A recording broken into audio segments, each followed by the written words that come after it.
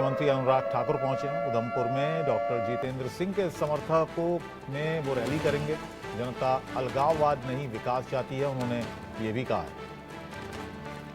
और जम्मू कश्मीर को वास्तव में स्वर्ग बनाएंगे।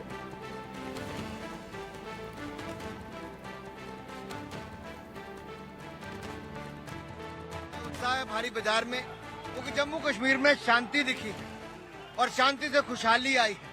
रोजगार स्वरोजगार के अवसर उत्पन्न हुए हैं और ये अपने आप में दिखाता है कि जनता अब पथराव नहीं चाहती, विकास चाहती है। जनता अलगाववाद नहीं चाहती, आतंकवाद नहीं चाहती, राष्ट्रवाद चाहती है। जनता अलोकतांत्रिक ताकतों के साथ नहीं जुड़ना चाहती, लोकतंत्र का हिस्सा बनना चाहती है।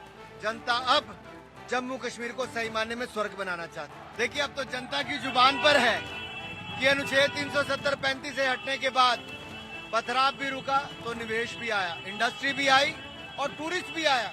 टूरिस्ट आया तो कारपेट भी बिके, अखरोट भी बिके, ड्राई फ्रूट भी बिके, शॉल भी बिकी और वॉलनट फर्नीचर से लेके बहुत सारे कपड़ों से लेके बाकी चीजें भी बिकी। ये दिखाता है कि एक बार फिर जनता को विश्वास पैदा हुआ कि मोदी के साथ विकास आता है, मोदी के साथ शांति आती है, मोदी के साथ भाईचारा बढ़ता है, मोदी के साथ मान सम्मान बढ़ता है और मोदी के साथ खुशहाली आती है। तो जनता मोदी को परिवार, मोदी का परिवार ऐसे मानती है कि अफवाह कौन लाया? अफवाह कांग्रेस लाई। अफवाह कांग्रेस इसलिए लाई क्योंकि कांग्रेस ने यहाँ पर आतंकवाद को बढ़ावा दिया था। ये 3 परिवारों की राजनीति ने जम्मू कश्मीर का बहुत नुकसान किया। 3 परिवारों के कारण अलगाववाद, नक्सलवाद यहाँ पे फैला रहा।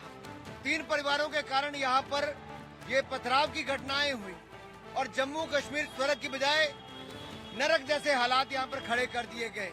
आज मैं कहना चाहता हूँ, अफवाह इसलिए था कि हमारे फौजियों को मुकदमे नहीं लड़ने पड़े, मिलिटेंट से लड़े। आज जब मिलिटेंसी को ही खत्म किया गया है, आतंकवाद को खत्म किया गया, तो मुकदमे लड़ने की जरूरत नहीं पड़ेगी। इसलिए अफवाह को हटाया जा सकता है। उस और अमित शाह जी ने इशारा किया है। तो अजय जंडियाल इस वक्त हमारे साथ बने हुए। अजय, हमने देखा पूरे उत्साह के साथ और पूरा रोड मैप कश्मीर को लेकर के बताते हुए, समझाते हुए अनुराग ठाकुर।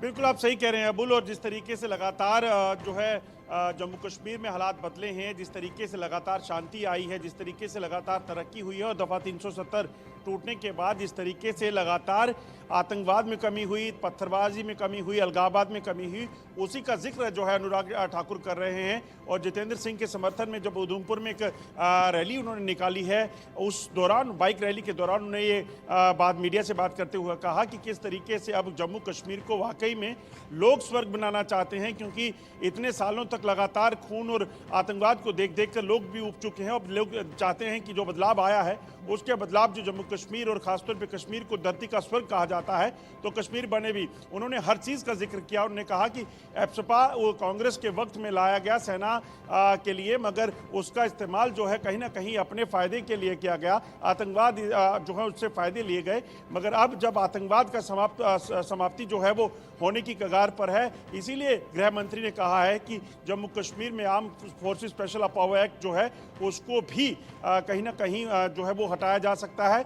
ये एक बड़ा बयान है। गृह मंत्री के इस बयान के बाद से लगातार राजनीतिक गलियारों के साथ साथ आम लोगों में चर्चाओं का दौर तेज है, क्योंकि कई सालों से, कई दशकों से जो है लगातार इस एफपा को हटाने के लिए, चाहे राजनीतिक दल हों, जम्मू कश्मीर की जो रियासी पार्टियां हैं या फिर आम लोग हों, वो इस चीज़ को लेकर कहीं ना कहीं बातें उठाते रहे हैं। मगर अब आखिरकार जब गृह मंत्री ने खुद कहा है तो एक उम्मीद की किरण कहीं ना कहीं उन लोगों के लिए जरूर बनी है। क्या चुनावी माहौल चल रहा है जम्मू कश्मीर में?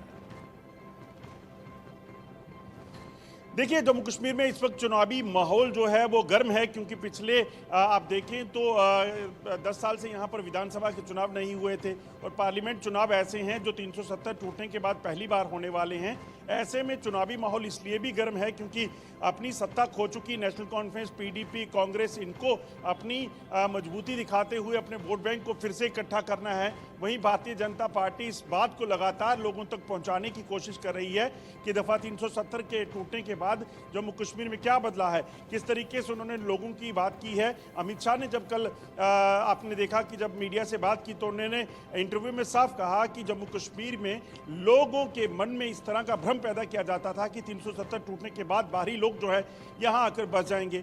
मगर आप देखिए पिछले 5 साल में कौन आकर यहाँ बसा है।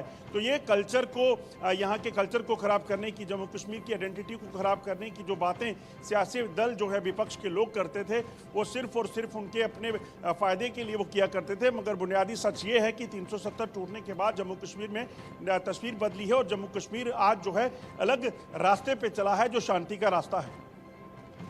अच्छा, घाटी में किस तरह का माहौल है, कौन कौन कैंडिडेट वहाँ पर है और जो जमकर चुनाव इस वक्त लड़ रहे हैं? खासतौर से आपने पीडीपी की बात की, एनसी की बात की, यहाँ पर जाहिर है जीत का दावा यहाँ पर हो रहा होगा सभी पार्टियों की तरफ से।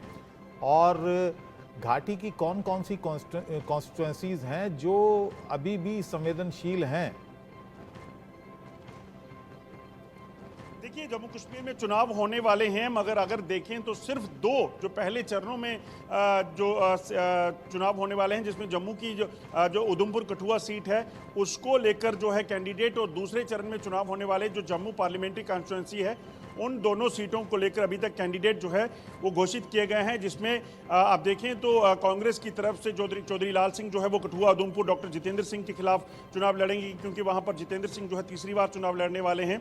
वहीं गुलाम नबी आज़ाद की पार्टी ने पहली बार अपनी एंट्री मारी है और अपनी पार्टी बनाने के बाद उन्होंने इस बार गुलाम मोहम्मद सरूरी जो कि पूर्व मंत्री हैं, वरिष्ठ नेता रहे हैं कांग्रेस में, वो भी गुलाम नबी आज़ाद के साथ कांग्रेस छोड़कर आए थे। तो उन 3 जो 2 सीटें हैं वहाँ पर जो कैंडिडेट अनाउंस हुए हैं उनमें गुलाम नबी आज़ाद की पार्टी के भी एक कैंडिडेट हैं, जबकि जम्मू से बीजेपी की तरफ से जुगल किशोर शर्मा जो पहले भी सांसद हैं 2 बार से और तीसरी बार उनको टिकट मिला है, जबकि कांग्रेस की तरफ से रमन भल्ला को एक बार फिर से चुनाव मैदान में उतारा गया है। पिछली बार वो जुगल किशोर से हारे थे।